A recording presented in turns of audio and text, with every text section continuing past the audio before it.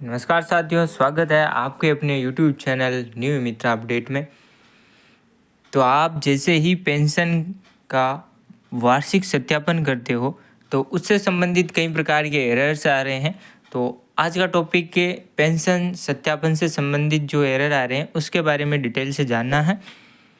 तो चैनल पर नए हैं तो गाइस चैनल को सब्सक्राइब कीजिएगा और वीडियो को अंत तक ज़रूर देखना है।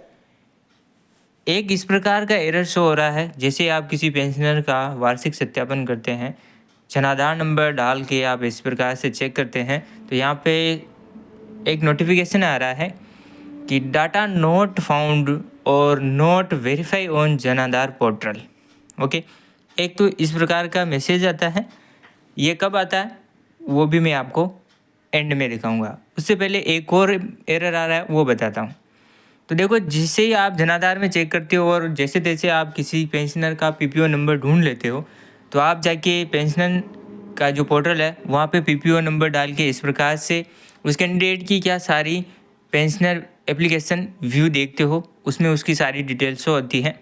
ठीक है, तो एप्लीकेशन की डिटेल तो शो हो रही है, लेकिन वहाँ पे क्या है कि आप जैसे पेंशनर का वार्षिक सत्यापन करते हो तो वार्षिक सत्यापन नहीं होता है। ठीक है, जिन लोगों ने दिसंबर 2023 तक पेंशन का सत्यापन नहीं करवाया और आप उसका सत्यापन करते हो तो इस प्रकार की समस्या आ रही है।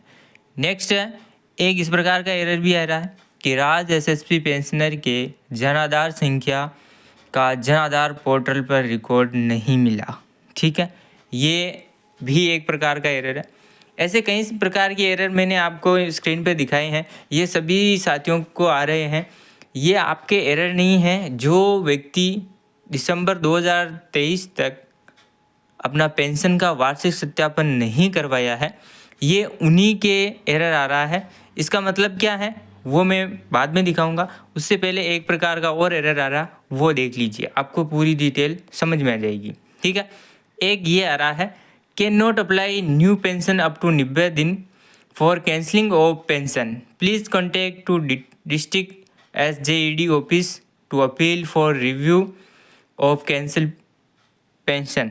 ठीक है, ये तमाम जो आपके मित्रा डैशबोर्ड पर जो एरर आ रहे थे उन सभी को मैंने यहाँ पे आपके सामने रखा है। तो इसका सॉल्यूशन क्या है वो मैं दिखाता हूँ। तो जानते हैं इन सभी का सॉल्यूशन।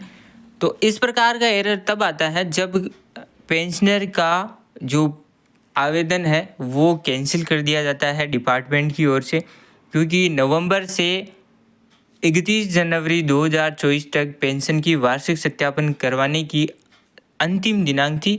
और उस अंतिम दिनांक में भी जिस पेंशनर ने वार्षिक सत्यापन नहीं करवाया है तो उसका क्या है कि फॉर्म ऑटोमेटिक ही विभाग द्वारा कैंसिल कर दिया जाता है। उस सिचुएशन में इस प्रकार का एरर आ रहा है। जैसे आप जनाधार लगा के भी इस प्रकार का एरर आ रहा है किसी भाई के, तो जनाधार लगा के भी आप देखते हो तो यहाँ पे आता है कि डाटा नॉट फाउंड। ठीक है, उसके बाद में अगर आप जैसे तैसे पीपीओ नंबर निकाल लेते हो तो पीपीओ नंबर में आप यहाँ पे देखोगे तो यहाँ पे दिसंबर 2023 तक ही शो हो रहा है वेरिफिकेशन वैलिडिटी। ठीक है, वैलिडिटी दिसंबर 2023 तक ही ख़त्म हो रही है इस कैंडिडेट की, और ईयरली वेरिफिकेशन नोट वेरीफाई इसमें शो हो रहा है। तो इस सिचुएशन में इस कैंडिडेट की क्या पेंशन को विभाग द्वारा ऑटो रिजेक्ट कर दिया गया है। ओके गाइज, तो आप सभी को परेशान नहीं होना है कि ये मेरे एरर आ रहा है, ये क्या है।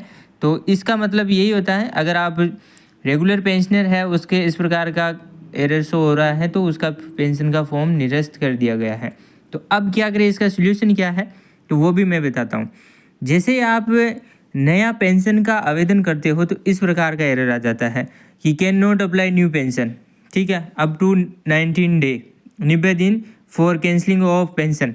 ठीक है, तो इसका समाधान यही है कि आपको जैसे ही पता चले कि अपना पेंशन का फॉर्म रिजेक्ट हो गया है तो उसके बाद 3 महीने का इंतज़ार करना है। ठीक है, उसके बाद में आप 3 महीने के बाद में आप न्यू पेंशन का फॉर्म भर सकते हैं। ठीक है, ये था इस प्रकार के एरर का सॉल्यूशन। 90 दिनों तक आप इस कैंडिडेट की पेंशन का नया फॉर्म नहीं भर सकते हो। तो इस सिचुएशन में आपको सबसे पहले चेक क्या करना है कि जनाधार में ई केवाईसी हो रखी हो इस कैंडिडेट की, उसी के साथ में आप का जो जनाधार में इनकम सर्टिफिकेट अपलोड होता है वो इनकम सर्टिफिकेट आप पहले से अपलोड कर ले, जनाधार में ई-केवाईसी कर ले।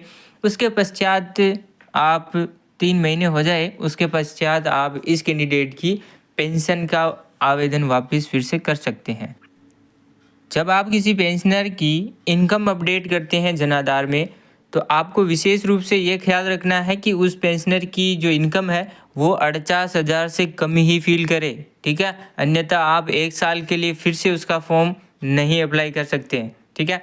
पेंशनर की आय 48,000 से कम होने पर ही पेंशन का आवेदन होता है, ये विशेष रूप से ख्याल रखिएगा। अगर यह इन्फॉर्मेशन आप सभी के लिए फ़ायदेमंद होती है, हमारे वीडियो से आपको कुछ भी मदद मिलती है, हेल्प मिलती है, तो प्लीज़ चैनल को सब्सक्राइब कीजिएगा, वीडियो को शेयर कर दीजिएगा।